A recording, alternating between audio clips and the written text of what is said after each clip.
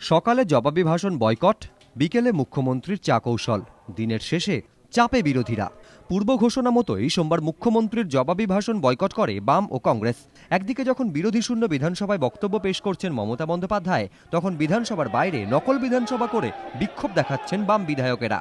কিন্তু বিকেল হতেই অন্য ছবি। বাজেট পেশ হওয়ার পর মুখ্যমন্ত্রীর দূত হয়ে কংগ্রেস ও বামেদের কাছে যান পার্থ চট্টোপাধ্যায়। মুখ্যমন্ত্রীর চা চক্রে যোগ দেওয়ার জন্য আমন্ত্রণ জানান বিরোধী দলনেতা সূর্যকান্ত মিশ্র, কংগ্রেসের পরিষদীয় নেতা মোহাম্মদ সোহরাব ও মানস ভূঁইয়াকে। আমন্ত্রণ পাওয়ার পর মুখ্যমন্ত্রীর সঙ্গে চা চক্রে যোগ দেন তারা। তখন সেখানে ছিলেন অমিত মিত্র ও পার্থ চট্টোপাধ্যায়ও। চায়ের আড্ডাতে মুখ্যমন্ত্রী বলেন, রাজ্যের হাতে তেমন টাকা নেই, তবুও কাজ চলছে। জবাবে মানস ভূঁইয়া বলেন, চতুর্দশ অর্থ কমিশন তো রাজ্যকে টাকা দেবে। এরপরই মুখ্যমন্ত্রীর উদ্দেশ্যে সূর্যকান্ত মিশ্র বলেন, আপনি শুক্রবার বিধানসভায় আসুন। উত্তরে মুখ্যমন্ত্রী বলেন, যখনই সময় পাই তখনই আসি, আপনি কখনো কখনো থাকেন না। কিছুক্ষণ আলাপ আলোচনার পর বেরিয়ে যান সূর্যকান্ত মিশ্ররা। এদিকে নবান্নয় গিয়ে নিজের বিধানসভা কেন্দ্র সবংয়ের উন্নয়ন নিয়ে কথা বলার জন্য মুখ্যমন্ত্রীর কাছে সময় চান মানস ভূঁইয়া।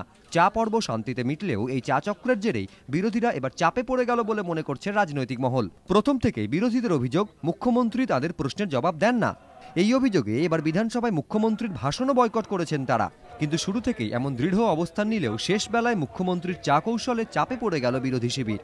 এখন প্রশ্ন উঠছে, এমন সৌহার্দ্যের পরিবেশে চা পানের পর কি আদৌ মুখ্যমন্ত্রীর বিরুদ্ধে বয়কটের মতো কড়া অবস্থানে অনড় থাকতে পারবে বিরোধীরা, নাকি মুখ্যমন্ত্রীর এই চা কৌশলই শেষমেশ গলিয়ে দেবে বরফ? বিতনু চট্টোপাধ্যায়, এবিপি আনন্দ, কলকাতা।